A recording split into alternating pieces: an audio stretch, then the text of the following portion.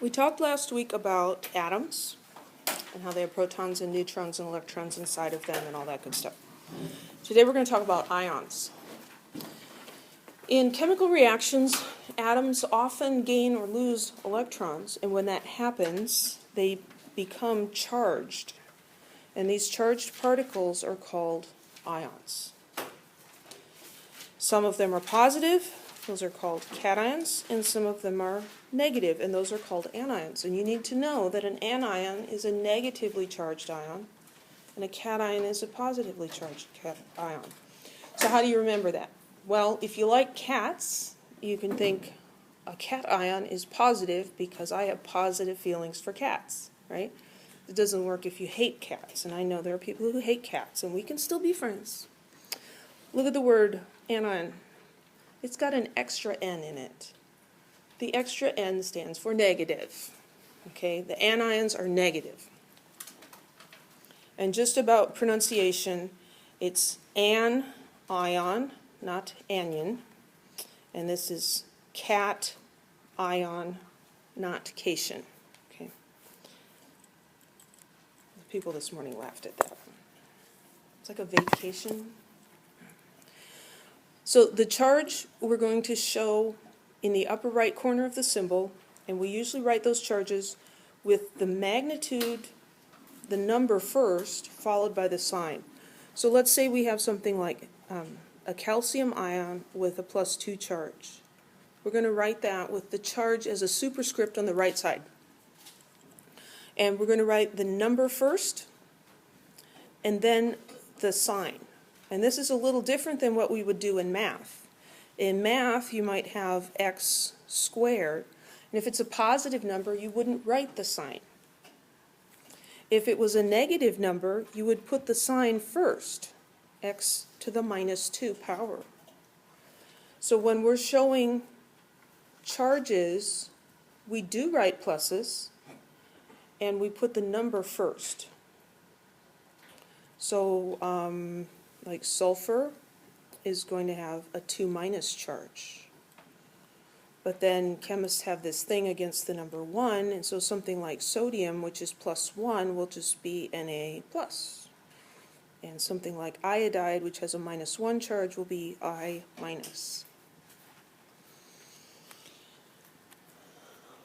Of course, I have no way of knowing what they were thinking when they started this. But what makes sense to me is that we're writing this in a way that it does not look like math. Okay, we want it to look different than math. We wouldn't want this to look like it was the variable S raised to the -2 power.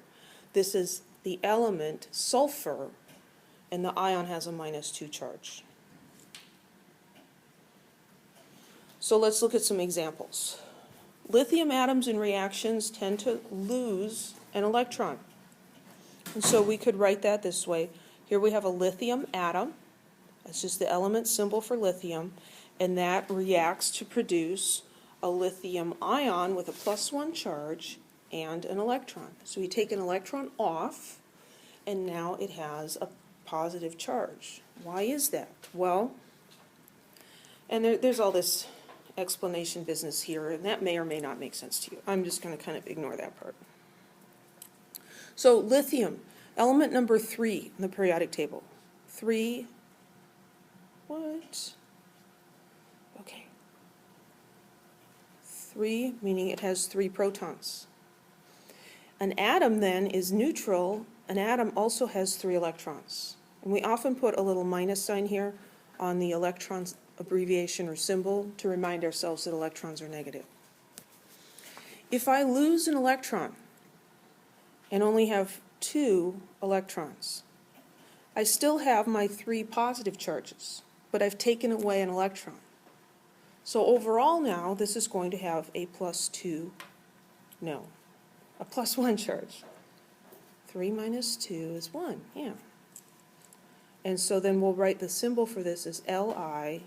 Does that make sense? Atoms have equal numbers of protons and neutrons. The protons are +1, the electrons are -1. Everything's balanced and happy. The protons don't change. The proton is like your soul. It's your identity. It's who you are. The electrons are on the outside. Remember, the protons are in the nucleus. They're on the inside. And the electrons are on the outside of the atom. So the electrons are more like your clothing. You can change your clothing and dress like someone else, but that doesn't make you become that person. The number of protons always stays the same. The number of electrons can change. So what happens here is lithium still has 3 protons, 3 positive charges. But now it only has 2 negative charges. And so overall, there's going to be a charge on this thing, right? So we call it an ion now instead of an atom. An ion is just an atom with a charge. And the charge we'll figure out by just thinking about the positive and negative charges. If you want to do a more math way, you can do it this way. Most of my students don't really like that. So I'm going to ignore that one. Let's look at a different one. Fluorine. Fluorine tends to gain an electron. And we could write that out as an equation like this. Fluorine plus an electron gives us a fluorine ion with a -1 charge. Now, where does this electron come from? Does that come from the electron bank? No, it has to come from another atom. In the previous example, we saw that lithium tends to lose an electron. Where does the electron that lithium loses go? Where does it go? It goes to another atom, perhaps one like fluorine, who wants to gain an electron. And we'll understand more later why lithium loses and fluorine gains. But for now, we'll just look at it doing this. So how many protons does fluorine have? 9, because it is element 9. 9 protons, and the atom then would have 9 electrons, because the positives and the negatives are balanced and the atom is neutral. If we give it 1 more electron, so it has 10 negative charges, then it goes from being neutral to having a negative charge, because you gained a negative charge. Does that make sense? The whole subtracting thing gets a little confusing because we're dealing with negatives, and negatives are always very squirrely. So then we've got F with a -1 charge. See how that works? It's all about the number of protons and the number of electrons. Let's do a couple of examples. Determine the charge of each ion. And just as a bonus, we're going to write the symbol for it. So a nickel ion with 26 electrons. Okay, so it's got 26 electrons. That's all very nice. But to figure out the charge, we have to compare the number of electrons to the number of protons. How many protons does a nickel ion have? A nickel atom? 28. We look at nickel, we find Ni on the periodic table, it's element 28. So it has 28 protons. That's its identity. It has 28 protons. As an ion, it's got 26 electrons. So we're short electrons. We've lost 2 electrons. So is the charge going to be positive or negative? It's going to be positive. So this is going to have a 2+ charge, because the difference between these two numbers is 2. It's lost 2. It went from 28 to 26. So if we were to write the symbol for it, it would be Ni 2+. Okay, bromine ion, 36 electrons. We're just told that. Well, how many protons does a bromine ion have? 35. That's on the periodic table. 35 protons, 36 electrons. There's 1 extra electron, meaning there's 1 extra negative charge. So it has a -1 charge. Or the symbol will be Br-. We don't write the number 1 because it's our personal vendetta against the number 1. A phosphorus ion with 18 electrons. 18 electrons. How many protons? 15. Phosphorus is P. 15 protons, 18 electrons. What's the magnitude of the charge? The number? 3. It's the difference between 18 and 15. Is it going to be a negative charge or a positive charge? Negative. So 3 minus, or minus 3. The symbol will be P, 3 minus. So putting the negative sign last here matters. If you tell me 3 minus or minus 3 over here as the answer to a question, what's the charge? I don't care.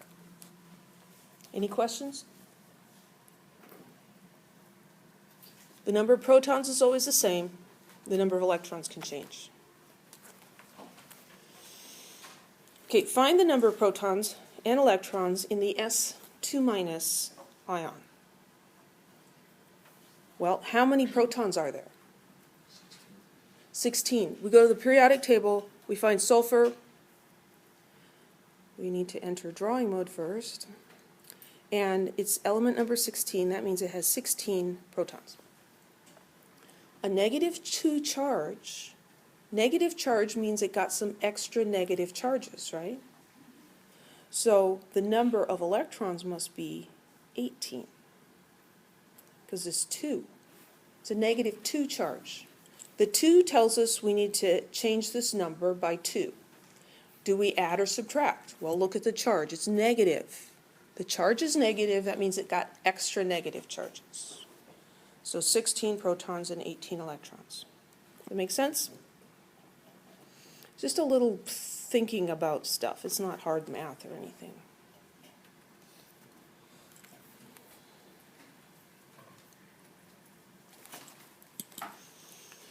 So we learned what those symbols for ions mean in terms of protons and electrons. And now we're going to learn that we can predict the charges of some of the ions from the periodic table. So if we look at our periodic table, and we've got groups.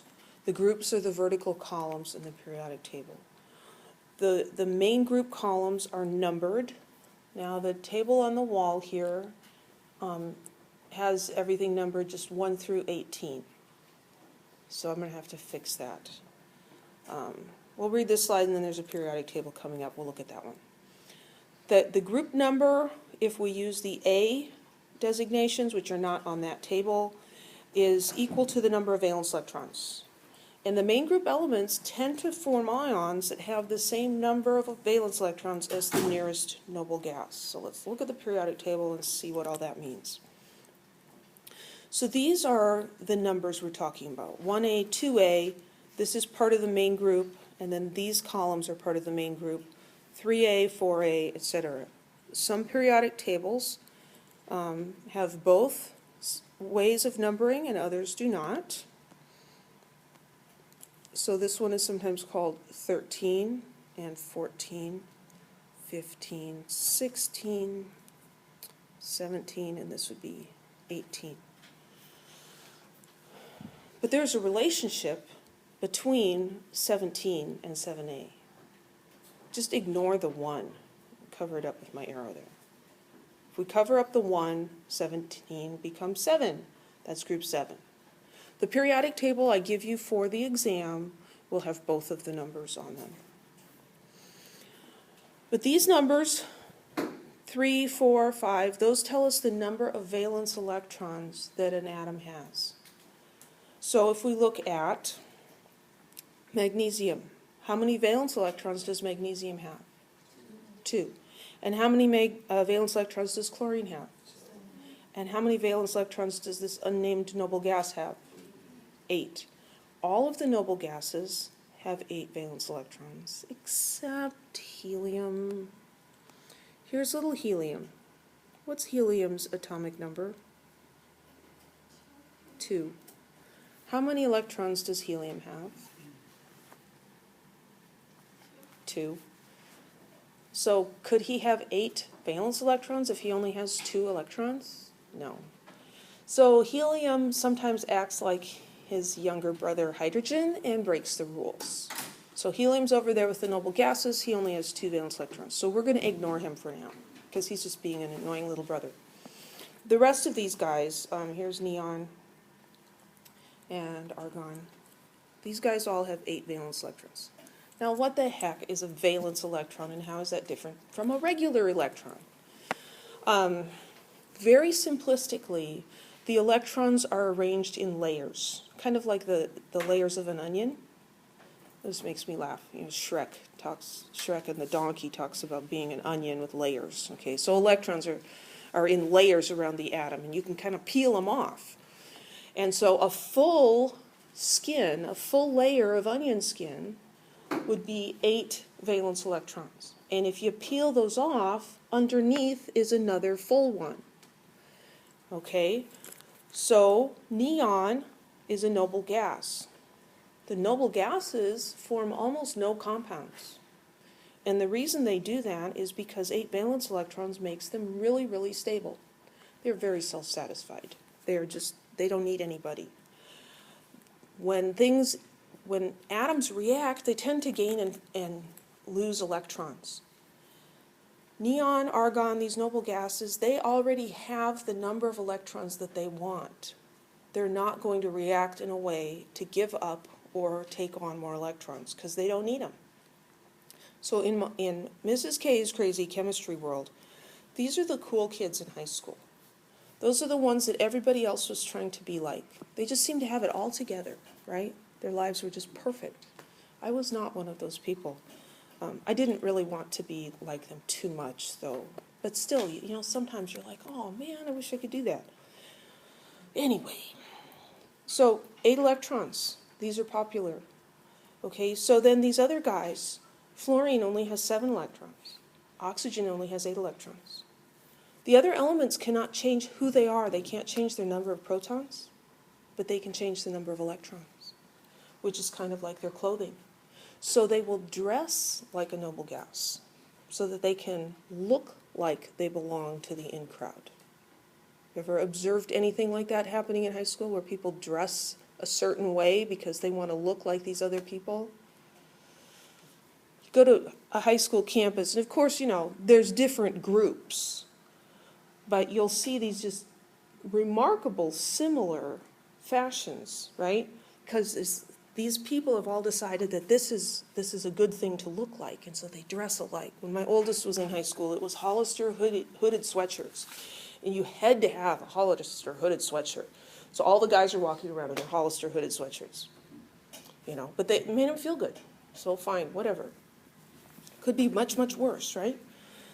But these guys here, they're trying to find their Hollister hooded sweatshirt so that they can look like the cool guys. It's all about the electrons. So fluorine only has 7 electrons. It's going to react in a way that it will get 1 extra electron, and then it would have 8 electrons, and then it's going 8 valence electrons, and then it is going to have a -1 charge. Oxygen and sulfur and selenium and tellurium, these guys in group 6, they have 6 valence electrons. In order to look like a noble gas, they have to gain 2 electrons. That gives them a -2 charge. And then, I don't know why they leave those guys out. These are perfectly good elements over here. Nitrogen and phosphorus.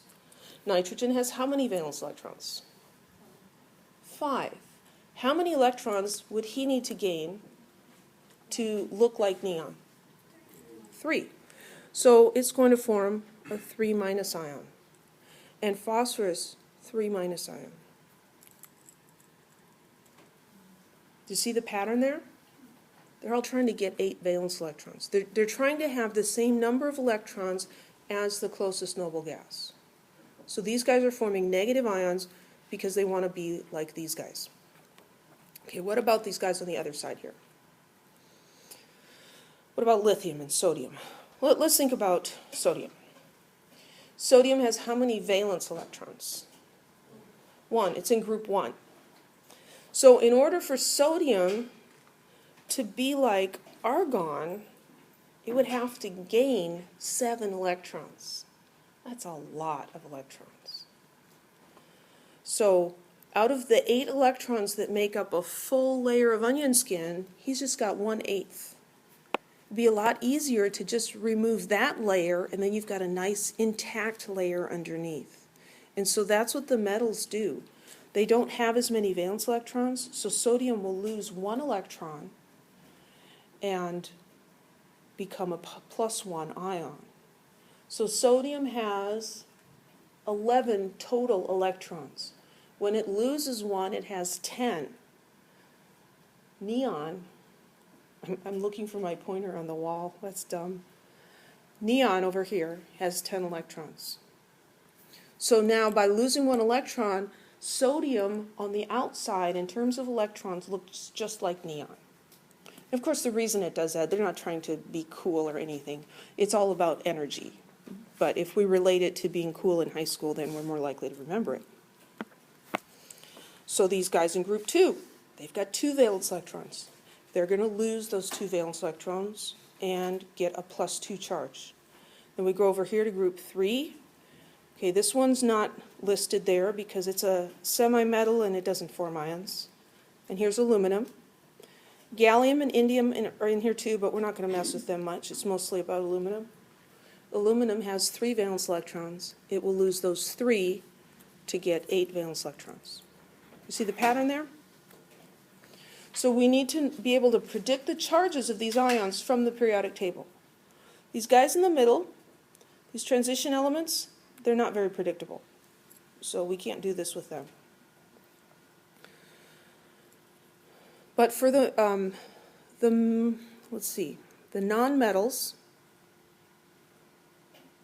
nonmetals form negative ions.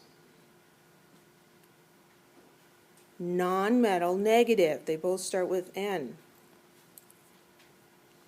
The nonmetals form negative. That's these guys over here.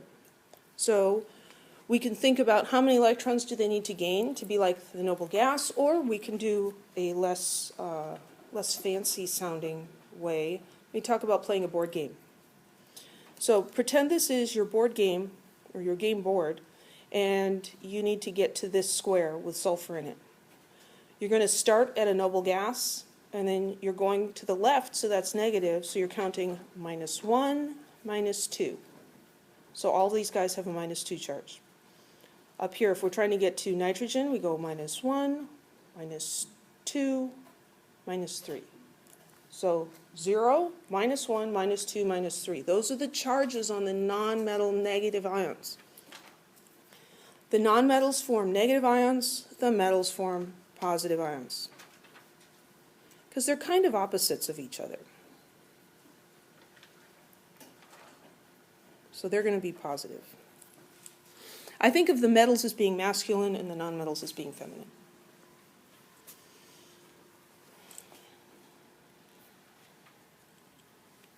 So based on their position in the periodic table, what ions do potassium and selenium tend to form? We've got to find potassium. What's the symbol for potassium? K. Because P is phosphorus. So potassium, that's not going to work. What group is potassium in? It's in group 1. The group 1 metals form +1 ions. The group 2 metals form +2 ions. So this is +1. Because it's got 1 valence electron in group 1, it's going to lose that. So potassium forms +1. Selenium, it's one of those slightly odd ones, Se. Is it a metal or a nonmetal? It's a nonmetal. It's going to form a negative ion. So on the periodic table, start at krypton and count -1 to bromine, -2 to selenium. And so this is Se, 2-. Does that make sense?